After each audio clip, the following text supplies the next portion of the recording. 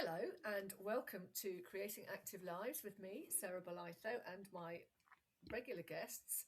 We're all here to share the research, the science, the ideas, the new things coming in and strategies that will help to inspire you to create and sustain a more active life.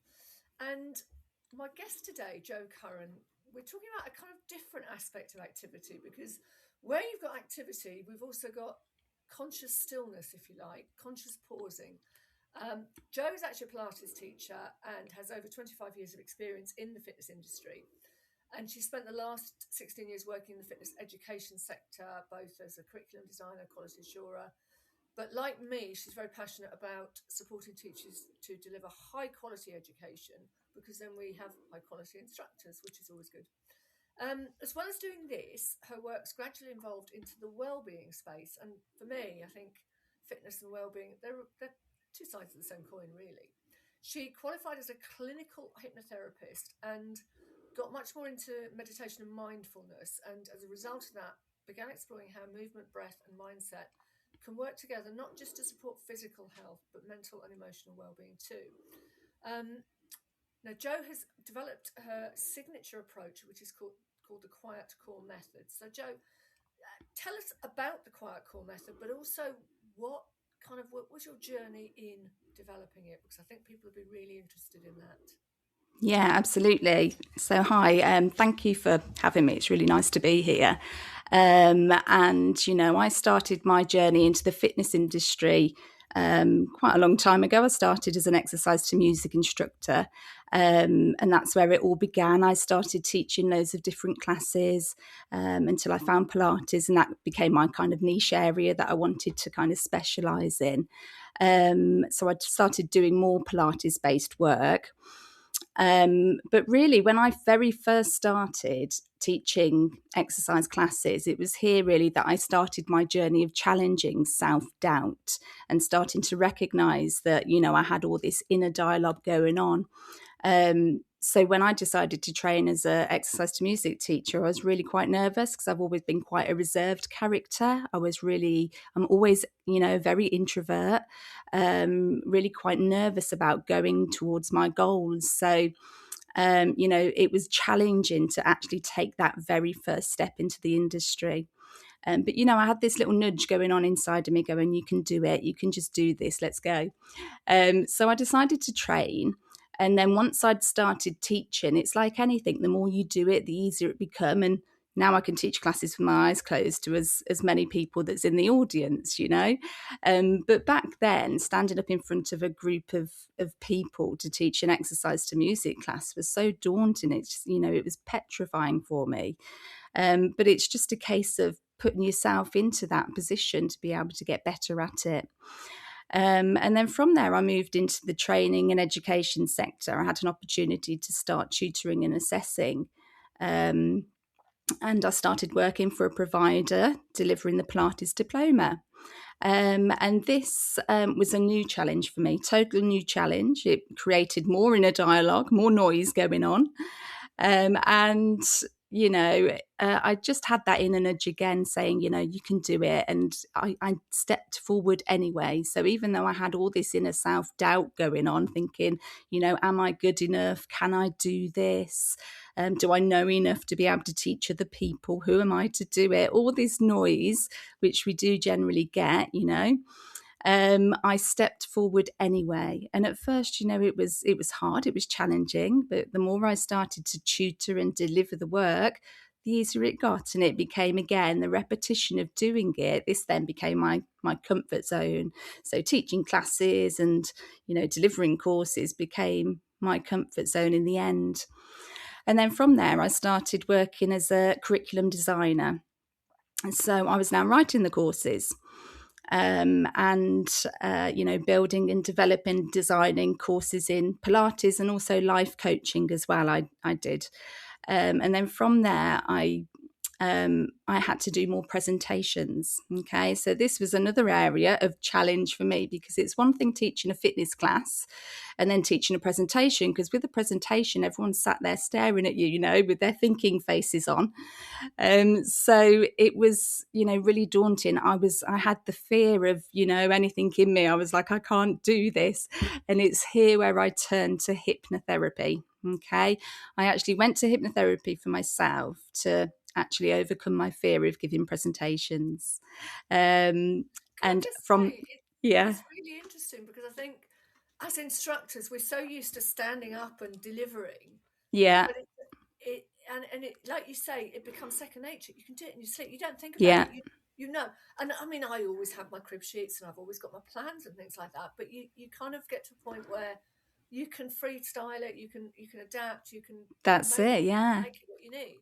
And then all of a sudden, things like giving presentations, it's different, isn't it? Because it's absolutely. different because people are actually focusing on what you are saying rather Yeah, than following what you're doing, yeah, which absolutely. becomes second nature. And you can't always read the room as well as you can when people are doing the exercise with you. It's different, isn't it? But when they're sat staring at you, you feel judged, you feel quite vulnerable.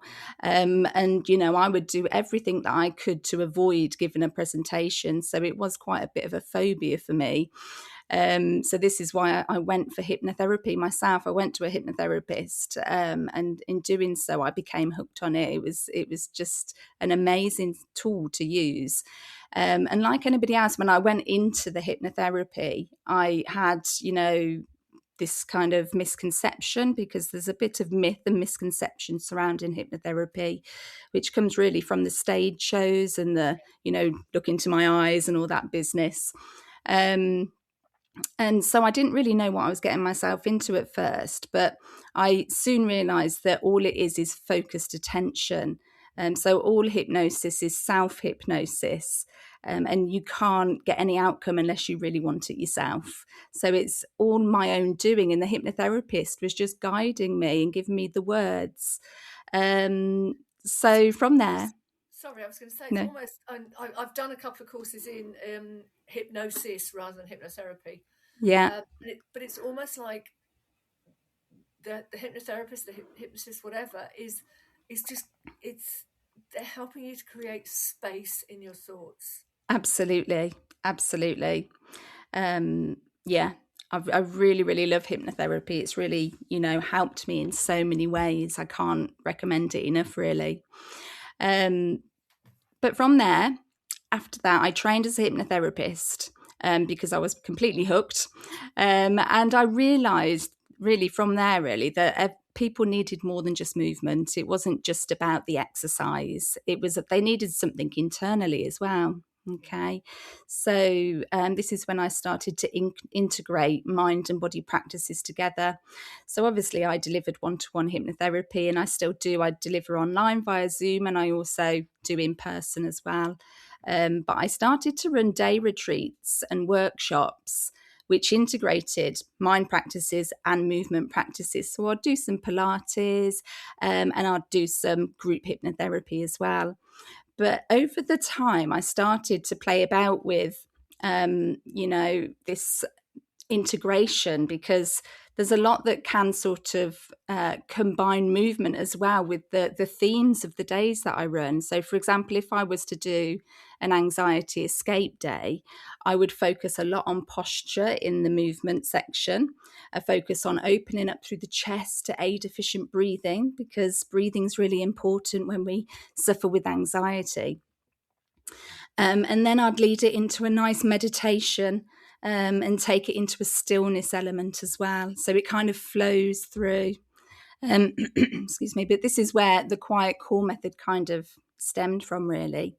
And it developed into this where movement meets stillness approach. So we start with a bit of movement, and it flows through into becoming aware of that inner self-doubt, because I noticed from all of my sort of workshops that no matter what theme I run, there was always a core focus on self-doubt. So if it was anxiety, people would have that inner dialogue, that inner critic going off all the time.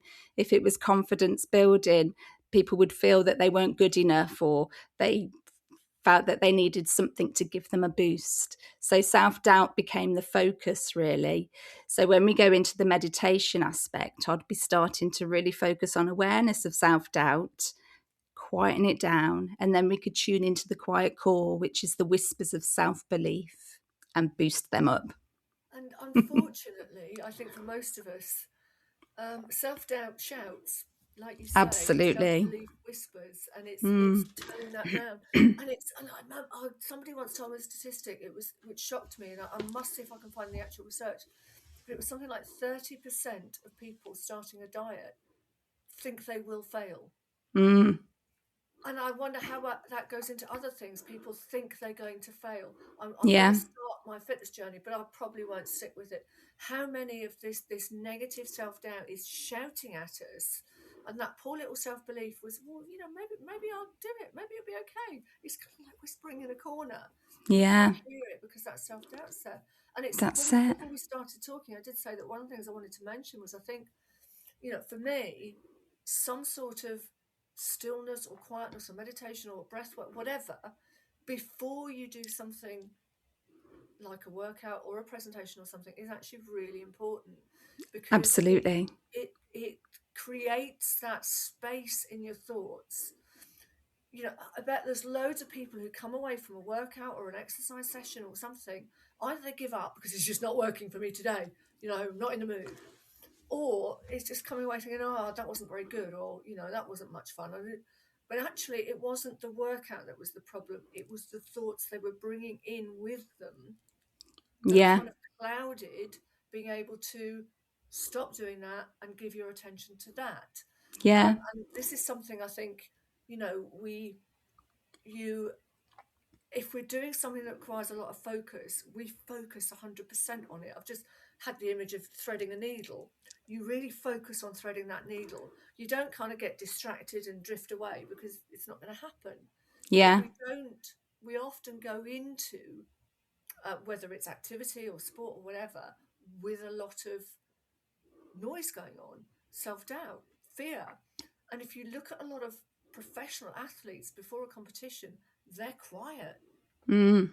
They've got Absolutely. headphones. They're focused. Yeah, Yeah. they've got Because headphones it's on. about tuning into your body as well, and Yeah, being present in your workout and noticing how you're feeling in your body, and just giving yourself that moment of pause, really. That's what we all need, isn't it? Those moments of pause, so you can just start to be present and really get the most out of your workout then, and move more efficiently as well.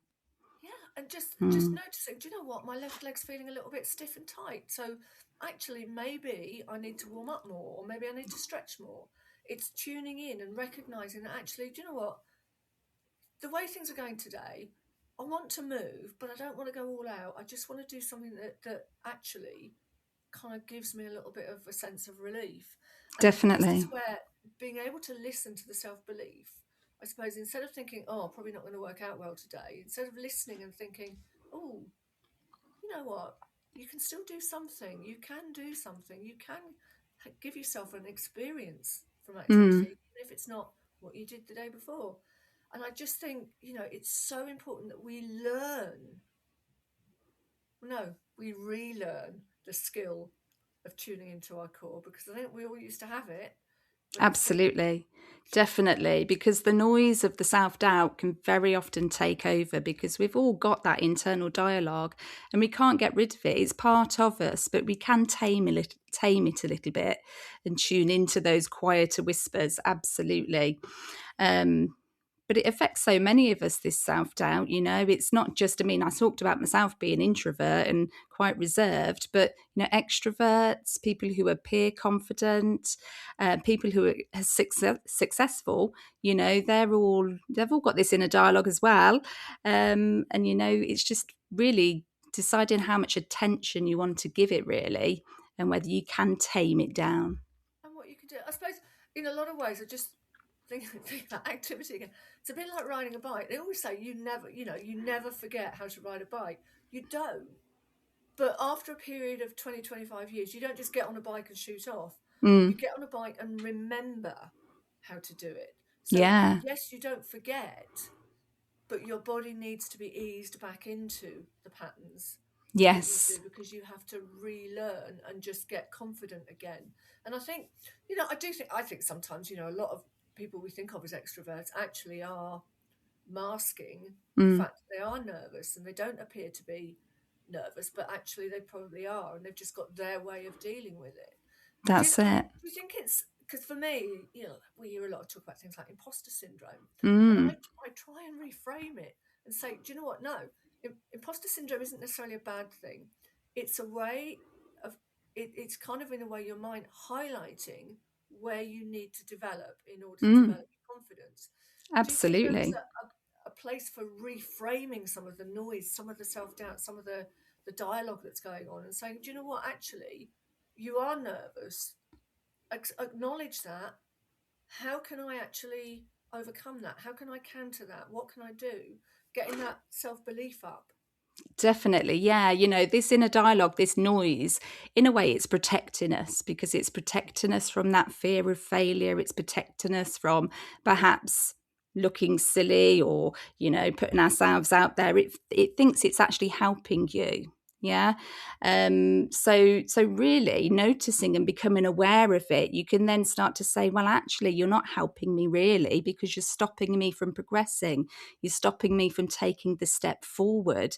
And you can reframe these thoughts by maybe exploring the evidence as well. So you can explore the evidence of whether these Mm. thoughts are actually true, or if they've got any sort of depth behind them, really. Because a very common one is, I don't feel enough. I'm just not good enough.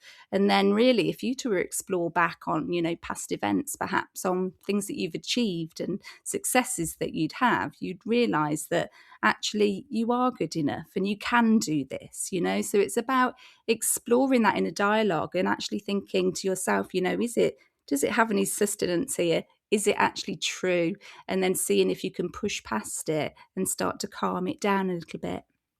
Because I think sometimes we forget that, things like self doubt, anxiety, and stress, as you say, they're kind of our brain's way of keeping us safe, but Mm, unfortunately, it also keeps us small.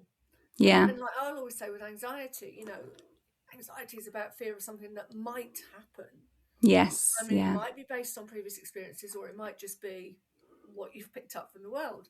And, there's a place for anxiety. There's a place for saying, do you know what? It's the middle of the night, there's no one around. I'm not going to walk down that very, very dark alley that's known to be a bit of a danger spot, because what if something happens when I walk down it? That's kind of a sensible anxiety. That's your anxiety saying, yeah, let's not do that. Let's go the long way around where there's lots of people. So Yeah. sometimes anxiety is actually a positive thing because it's stopping you from Absolutely. doing things that are risky.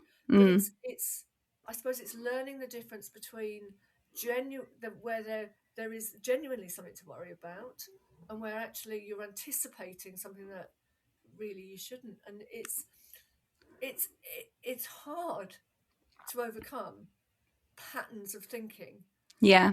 Why do you think so many people do struggle with self-doubt? Because for most of us, we have achieved things in our lives, Mm, but why absolutely. do we still have that doubt? I think we've just got so busy lives, haven't we? Very busy lives, so much going on, and we just and especially in today's day and age with all social media and stuff, you might have fear of judgment of other people, perception of what other people think of you. In social media, if you perhaps you're running a business and you're fearing putting yourself out there, or you're comparing yourself to others. There's so much going on in our lives, isn't there, that just, stop you from progressing in a way.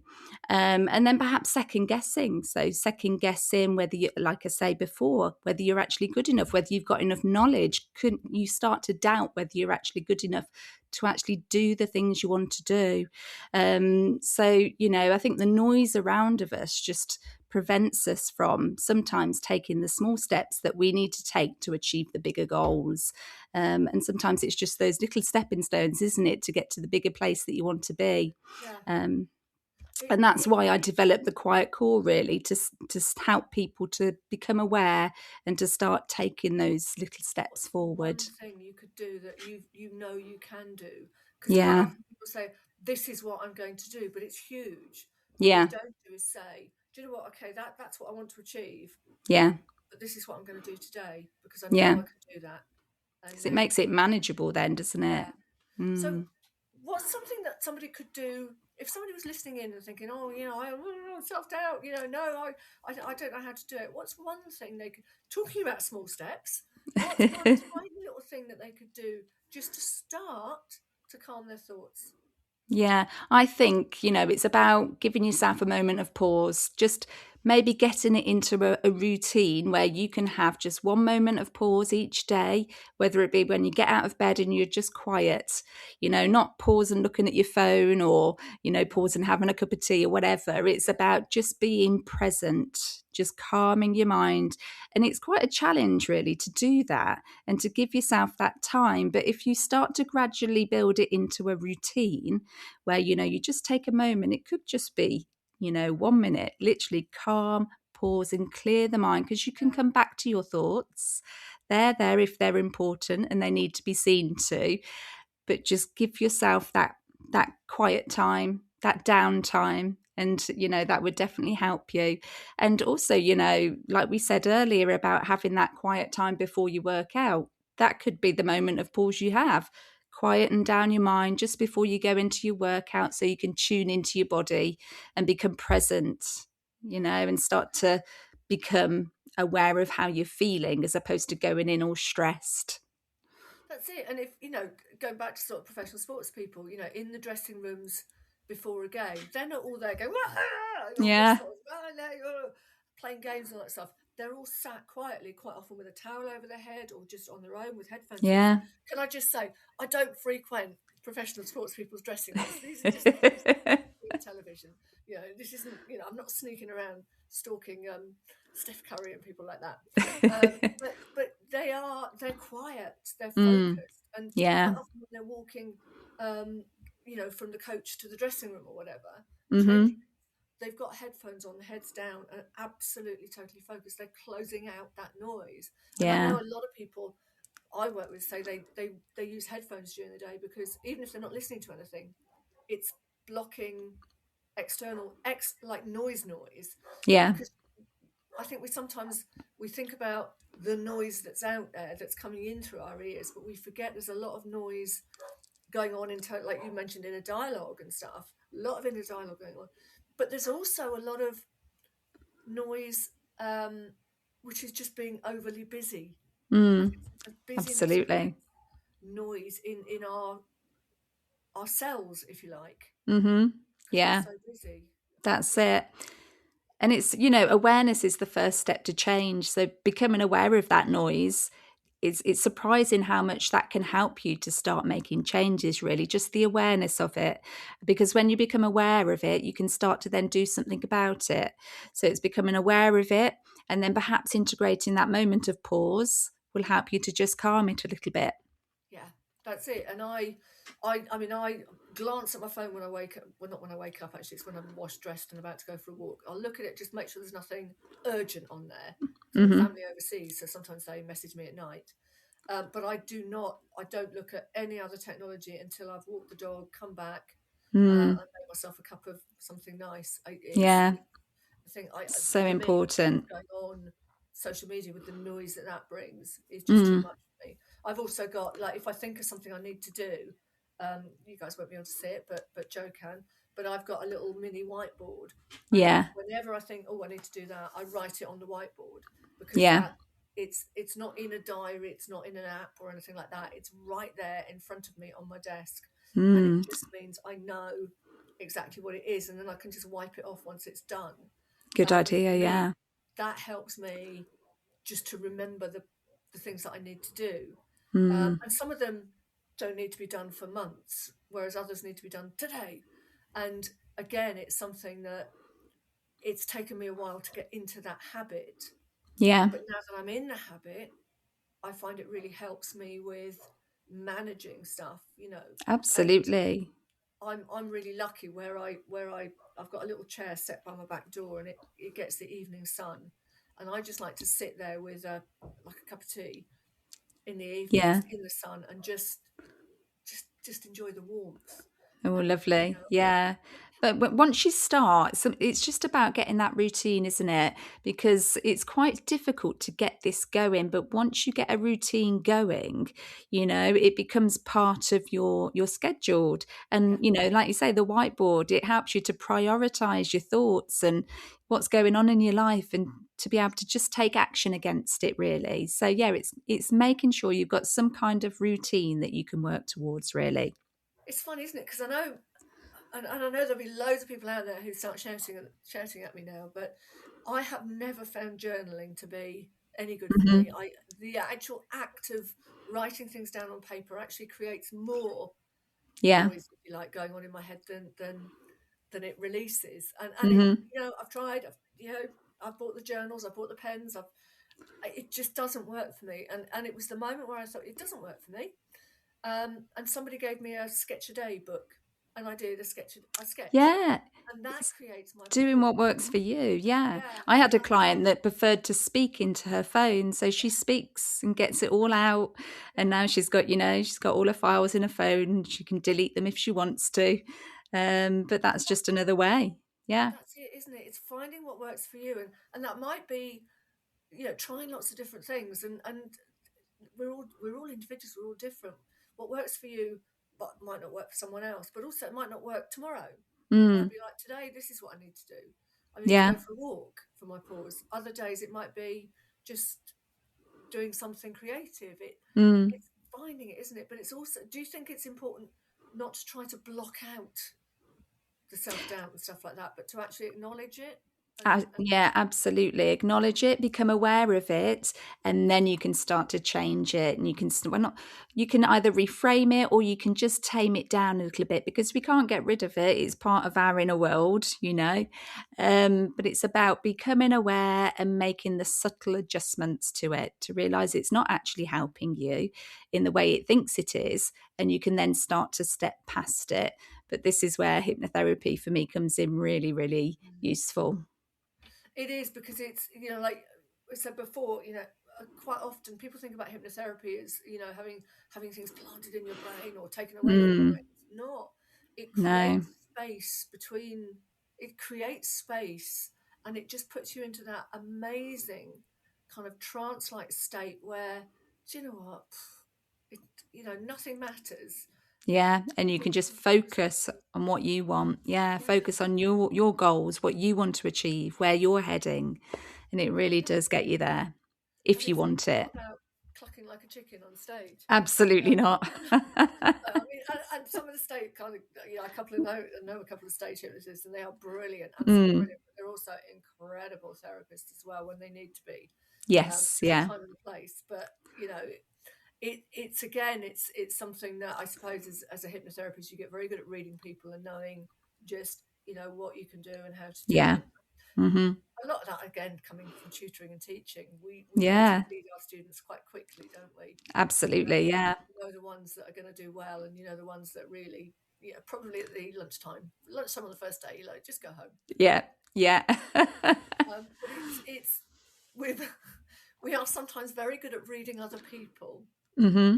but not actually reading ourselves, aren't we? Yeah, absolutely. We've got that blind spot, haven't we? So, yeah. So Yeah, it's important to do some work on yourself sometimes. absolutely. And let's face it. At the end of the day, we're the only us we've got.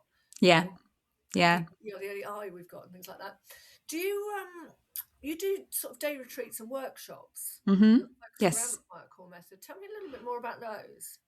Yeah, so I attach a theme to the workshops and the day retreats. So it might be like an anxiety relief day, or it might be a confidence building day. And then I'll dive into some elements of the quiet core. So it might be exploring self doubt, where we'll look at some of the techniques that I use in hypnotherapy. It could be a guided visualization that I use to help people to become aware of their self doubt, and then some confidence building or self belief boosting sort of visualizations that I use. Or I might use some NLP techniques to help sort of change the feelings in the body. So, targeting the feelings you've got and changing maybe the color of them or the shape of them or moving them around the body, that kind of thing. So we'll do some various techniques. We'll also do some movement techniques as well. So a bit of Pilates, and it will be based around the theme. So if it's anxiety related, I'll be working on our posture, opening up through our chest to help efficient breathing. We might do some breath work as well. So, it's all kind of aligned to the theme of the day. And then we go in at the end to do our quiet core class. And it is a class that I've put together. It's a signature class, and it starts with movement. And the movement section is, because I am a Pilates teacher, so it is very Pilates based. So it's more mobility, energizing the body, getting you moving, getting you present and aware in your body, really. And then it flows into some opening up through posture to get you feeling confident, because we all know if we stand with closed body language and poor posture, we don't feel as good as we do when we're standing tall and proud. And then we lead into some exercises again to help aid efficient breathing, to help regulate the nervous system, before we go into the tamer side of it, which we start to go into the mind element, where we start with our breath and we do some focused breath work. And then we go into a guided meditation to help you become aware of your inner critic, your inner voice, and start to turn down the volume. Okay, start to tame it a little bit. And then we can tune into our quiet core, those whispers of self-belief, and we can use visualization to really give you a bit of a boost and an uplift to help you to ignite those deeper feelings. And then it's all embedded through stillness and meditation. Gosh, that sounds absolutely lovely. And I imagine as well, for a lot of people, just allowing themselves the time to do this is actually quite powerful, because Absolutely. we live in a world where if you're not busy, you're not what are you doing?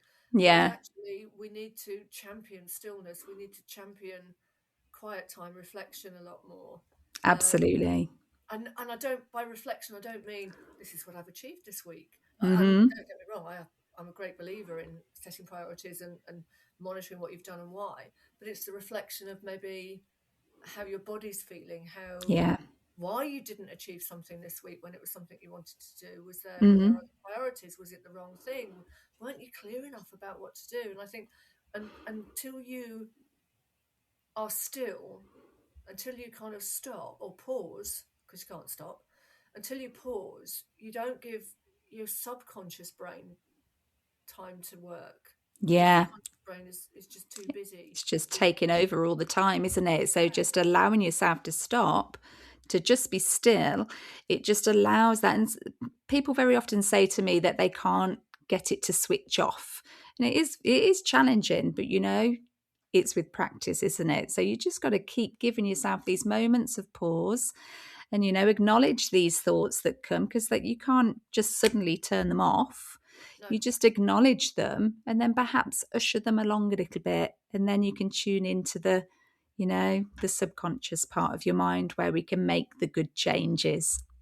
it's interesting. So I've just come back from a couple of weeks away, and the second week I spent an awful lot of time sat in a really nice coffee shop. They know my order now. And I sat in a really nice coffee shop staring at mountains, doing very little. Lovely. And Oh, actually lovely.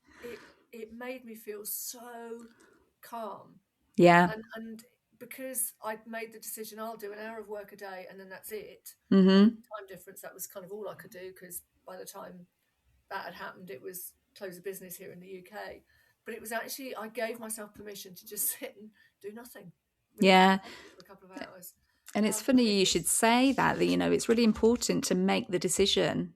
yeah, What you just said then, you made the decision to do that, and yeah. or to just do an hour of work a day. And that is so important. You've got the ability to make the decision, right, I'm gonna pause at this time on this It's, day. it's the first time it's worked for me. And I think a lot of it is because I have been working on things like breathing techniques and quietness and stuff. I Mm-hmm. need to do more. I'll have to come and see you. But it was right, I'm going to do an hour a day. I'm going to take the dog for a walk. And then and people say, oh, you're going to go here, or you're going to go there, or you're going to go and visit this. And I just, no, I'm going to sit in a coffee shop and do nothing. Yeah. And it was lovely. But I ended up making notes, having ideas and creative things, and I didn't do anything with them because that wasn't the aim, but I made sure I wrote them down. Mm-hmm. Yeah. And I think again, it was my decision was, oh, I'm having these thoughts. I'll just write down what they are, Mm-hmm. and I'll come back to them when I'm back in Brilliant. there doing something. Do you Absolutely. think it is important that we consciously give ourselves permission to pause I rather than think just so. trying to do it? Yeah, because that word try, when you try to do something, it doesn't very often follow through, does it? So, giving yourself permission, saying it's okay. It's okay to have this pause. There's nothing wrong with you're looking after yourself. You're taking good care of your own self, your being. So, it's so important to just give yourself that permission because, don't say you'll try because you know that what happens if you try to lose weight, hey? Yeah, yeah. The only place I saw crying is in rugby. Yeah. But it sounds like such an important thing. Not like I said, we're both from the fitness industry. We're both the activity background type of thing, and we know the value and the power of activity. And there's no doubt how important it is, how valuable it is. However, I think there is a gradual movement towards more stillness and things like that. And this sounds like such an important one because it's all very well saying, bring pauses, bring stillness into your day. But if that little Hmm. voice is still yakking away at you, Yeah. it's It's not going very to hard. be It's joy. challenging. And I'm not going to say that it's easy. Um, it does take a little bit of practice and you need to persevere with it. And recognizing that this inner voice isn't going to go away. It's not going to disappear overnight and it's always going to be there. But that awareness really, really helps. So if you give yourself that pause, recognize the little voices that are coming in and say, okay, this is my time. I'll come back to you in a bit, however Yeah. you want to do it. It's just pushing it on and give it, even if it's a minute, and you can always build on the time if you want a bit longer as you get better at it. But it's just about being able to push it to one side and give yourself that peace, that quiet space. Because at the end of the day, when we're very young children, you can do anything. Yeah. I'm going to be an astronaut. I'm going to be. Mm. There's no doubt in their minds, and then Yeah. gradually the world It's a becomes. learned thing, isn't it? It's learnt over time. It's And you quite tell hard. yourself something often enough, you start to believe it. So, it's about becoming aware of that, perhaps reframing it, changing it into something different once you've explored the evidence behind it, and then seeing if you can just give yourself those moments. Brilliant. So, what would be the one? We've talked about sort of small steps and things, but if somebody said, I just don't know where to start, where should they start? I think the first thing that you need to do is look at your day and say, right, where is it best for me to put my moment of pause? Okay. So it might be when I wake up in the morning where you just close your eyes and you get ready for your day. So you're focused on your day ahead of you. Okay. It might be at lunchtime, you have your break from work, you've been really busy all day, you've got your to-do lists and everything going on, and you've got things going on in your head. It might be then where you just scheduled it in and you just have a moment where you just pause. It might be going out for a bit of fresh air and having your pause then. Okay. But it's making that decision. I think it's really important to have that decision. When are you going to do it? And get it into your diary. It's an appointment that you can't cancel. Even if it's just a minute, Mm, it's a minute more than you were doing before, which is going to be powerful, isn't it? Jo, yeah. thank you so much. I mean, this is so um, aligned with the way I kind of like to do things and things. Mm. And for the best will in the world, I could be an awful lot better at it. But where can people find you if they want to find out more? And I will put all your links in the information about the episode. But just briefly, where can they find out more about what you do and what you offer? Yeah. So my business is called Hypno Glow. It's Hypno Glow, GLO. So there's no W on the end. And it's www.hypnoglow.co.uk. And it's info@hypnoglow.co.uk if you want to email me. Excellent. And you're on social media? Yes, I'm on Facebook and Instagram. So you can find me on there I'll under put those Hypno links Glow. in. Thank I'll you. put those links in as well because I think for a lot of people, probably their first step might be just to find out more. Yeah, absolutely. And And I offer a free consultation. oh, lovely. And I've got some, retreat days scheduled in across the year. So I'll always have retreat days and workshops running. So the information will be on my website. Are they around the UK or any specific locations? So the ones that I've got coming up are in the Cotswolds. So I generally, there's a lovely little village hall that I use in Connon Valley, and it's, you know, surrounded by horses and sheep, and it's just lovely. It's so calm and lovely there. And I do a lot of anxiety relief days there. The one that I'm doing in May is based around self-doubt and building confidence, and we will be exploring the quiet core method quite in depth on that day. Lovely. It sounds absolutely amazing. Thank you so much for being a guest. And as I say, I just think for so many of us, these pauses, these moments of stillness will just create, they will create a richness in our life that is kind of a little missing piece of a jigsaw for a Mm-hmm. lot of people. It's, you know, I Absolutely. don't feel quite right, but I'm not sure why. And it's because we're always on the go. And actually, Yeah. we're not designed to be always on the go. We're designed to pause regularly. Just rest. Yeah. Thank you so much for being Thank my you for guest. having me. And thank you, audience, for listening to Creating Active Lives with me, Sarah Bolitho, and my guest this week, Jo Curran. Join me each week or fortnight, depending for more on how to create an active life that really enhances your life, but also is sustainable, because that's what we want, a sustainable, active life. Thank you very much. I will see you next time.